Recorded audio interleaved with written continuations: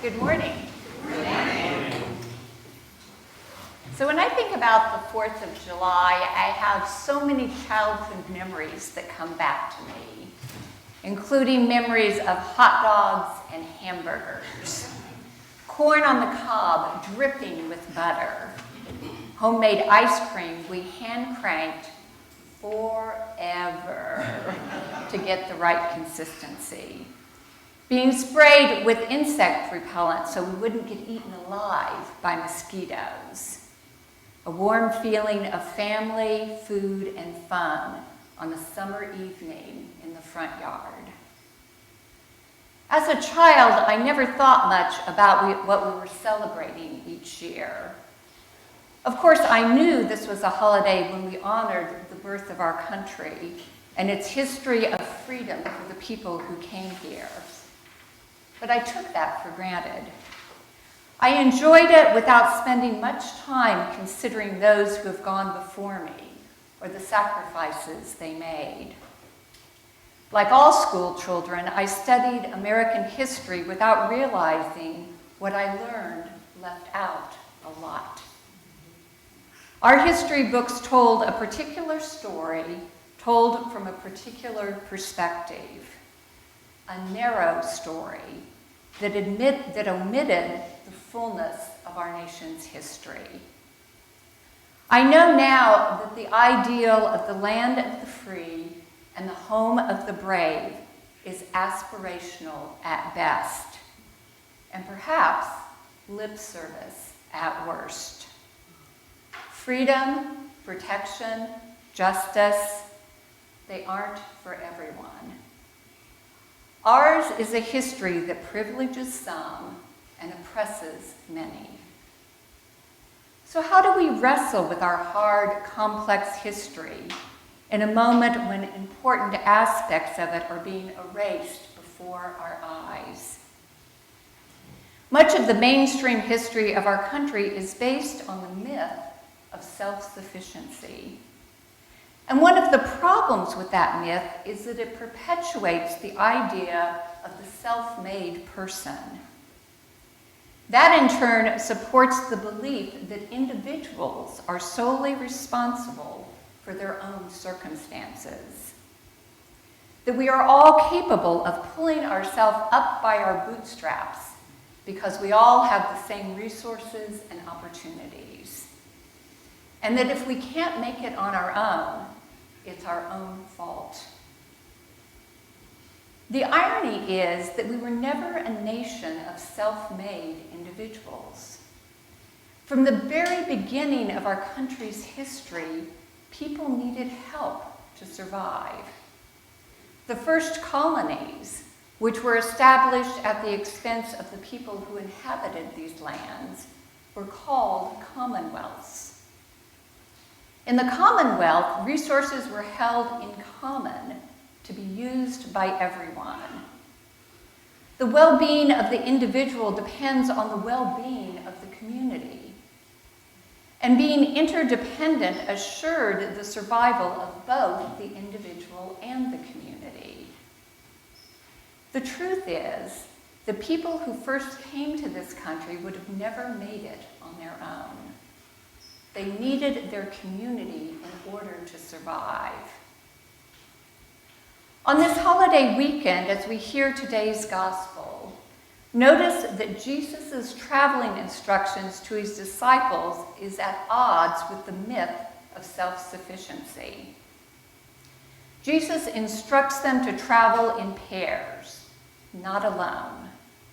He sends them out to communities, not to individuals. And he sends them completely unequipped for the journey. No food, no money, no personal belongings. By stripping away their self-sufficiency, the disciples are forced to rely on others. Their well-being depends on the people they encounter. They are vulnerable and at the mercy of the places they travel to. They must rely on the hospitality of these communities to get what they need in order to sustain themselves. Jesus gives clear instructions to the disciples as they head out into the unknown territory. And I love how this text is translated in the Message version of the gospel passage for verses 7 through 11. It says, "On your way, but be careful. This is hazardous work. You're like lambs in a wolf pack. Travel light, comb and toothbrush and no extra luggage. Don't loiter and make small talk with everyone you meet along the way. When you enter a home, greet the family with peace. If your greeting is received, then it's a good place to stay. But if it's not received, take it back and get out. Don't impose yourself. Stay at one home taking your meals there, for a worker deserves 3 square meals. Don't move from house to house looking for the best cook in town. When you enter a town and are received, eat what they set before you. Heal anyone who is sick and tell them, God's kingdom is right on your doorstep. When you enter a town and are not received, go out into the street and say, the only thing we got from you is the dirt on our feet, and we're giving it back. Did you have any idea that God's kingdom was right on your doorstep? Jesus' instructions are crystal clear. Pack light, don't dilly-dally, don't be picky, say your piece, and move on. Why such strict, cryptic instructions? Because how the disciples are received by the community depends in part on how they conduct themselves. Following these instructions helps them behave in a way that shows humility, not self-importance. While they cannot control whether they will be welcomed or not, the disciples can control how they present themselves. Approaching a community in peace, carrying a message of love, leaving without a fuss. That is what Jesus is telling them to do. God's message will do the work. Their job is to be humble messengers. Humility shows vulnerability. It makes it easier to extend hospitality. Hospitality, in turn, provides an opportunity for authentic communication and relationship. And the connection that's sparked from authentic relationship creates an opening for God's message of love to permeate a community. Communities are where Jesus wants the message of God to be heard. Not the local leaders, not the governmental authorities, not even the religious leaders. Jesus isn't trying to reach the power players.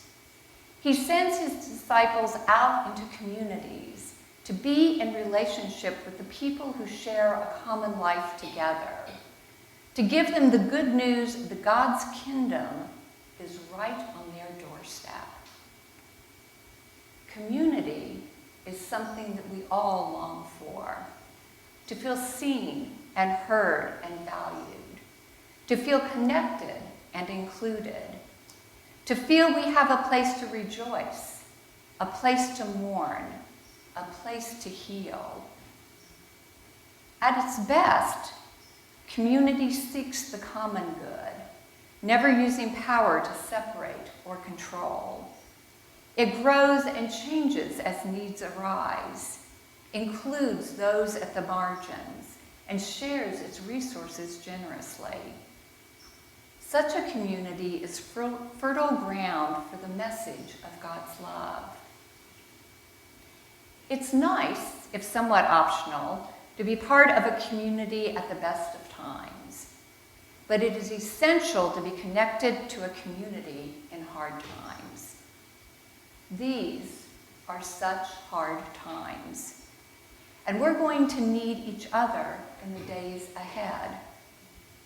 As the diverse history of our country is erased, as our social safety nets disappear, as people are in danger for simply being who they are, we must avoid the temptation to cling to self-interest. We must resist isolation and despair, because we are not called by God to depend on ourselves. We are called to depend on God and to be there for one another. We are called to create a broader, more diverse community. We are called to advocate for those who cannot advocate for themselves. We are called to live in ways which clearly demonstrate that the common good of all people is our highest value. Because while we cannot control the outcomes of these times, we can show humility and hospitality to those around us. We can model what it looks like to be a community which invites others in and goes where community is needed. God's kingdom is right on our doorstep. How shall we respond?